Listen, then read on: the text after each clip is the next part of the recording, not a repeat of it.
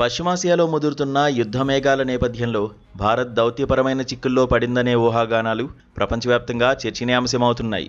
ముఖ్యంగా ఇరాన్ను అడ్డుకోవడానికి అమెరికా భారత్ నుంచి సైనిక సహాయం కోరిందంటూ సోషల్ మీడియాలో వస్తున్న వార్తలు తీవ్ర కలకలం రేపాయి. ఇరాన్పై దాడులు చేసేందుకు పశ్చిమ భారత్లోని మిలిటరీ స్థావరాలను అమెరికా వినియోగించుకోనుందని వచ్చిన కథనాలను కేంద్ర విదేశీ వ్యవహారాల మంత్రిత్వ శాఖ అత్యంత వేగంగా స్పందించి ఖండించింది.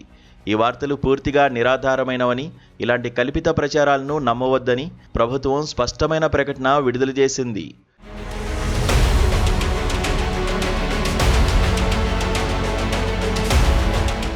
అంతర్జాతీయ స్థాయిలో యుద్ధ వాతావరణం నెలకొన్న తరుణంలో భారత్ తన తటస్థ వైఖరిని కాపాడుకోవడానికి ప్రాధాన్యతిస్తోంది. ఇరాన్ యుద్ధనౌక ఐరిస్ దేనా 75ను అమెరికా ముంచేసిన సమయం నుంచి భారత్ పోర్టులను అమెరికా వాడుకుంటుందనే తప్పుడు వార్తలు పుట్టుకొచ్చాయి. వీటిపై స్పందించిన విదేశాంగ శాఖ భారత్ ఏ దేశానికి వ్యతిరేకంగా కూడా తన భూభాగాన్ని లేదా సైనిక వనరులను వదులుకోలేదని స్పష్టం చేసింది.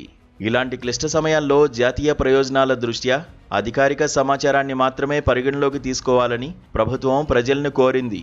భారతదేశం ఎప్పుడూ వసుదైవ కుటుంబం అనే సూత్రంతో పాటు స్వతంత్ర విదేశాంగ విధానాన్ని అనుసరిస్తూ వస్తోంది. పశ్చిమాసియాలో ఇరాన్, ఇజ్రాయెల్, అమెరికా మధ్య ఘర్షణలు తీవ్రమవుతున్నా భారత్ ఏ ఒక్క పక్షానికి కొమ్ము కాయకుండా సంయమనం పాటిస్తోంది. ఇరాన్తో భారత్కు చారిత్రక, వ్యూహాత్మక సంబంధాలు ఉన్నాయి.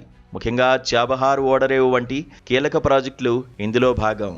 అదే సమయంలో అమెరికాతో ఉన్న రక్షణ, ఆర్థిక బంధం కూడా భారత్కు అత్యంత కీలకం. ఈ నేపథ్యంలో ఒకవైపు మొగ్గు చూపడం వల్ల దేశ ఇంధన భద్రత, ప్రవాస భారతీయుల రక్షణకు ముప్పు వాటిల్లే అవకాశముందని విదేశాంగ నిపుణులు విశ్లేషిస్తున్నారు. అందుకే అమెరికా సైనిక సహాయం కోరిందనే వార్తలను ఖండించడం ద్వారా భారత్ తన దౌత్య స్వతంత్రతను మరోసారి ప్రపంచానికి చాటి చెప్పింది.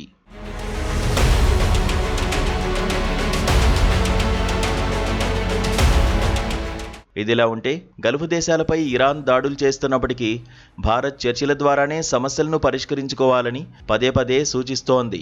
ఏ దేశ సార్వభౌమాధికారానికి భంగం కలగకూడదనేది భారత్ ప్రాథమిక సిద్ధాంతం. ఈ రకమైన వ్యూహాత్మక స్వయం ప్రతిపత్తి వల్లనే భారత్ నేడు ప్రపంచ వేదికపై ఒక విశ్వసనీయమైన శక్తిగా ఎదుగుతోంది.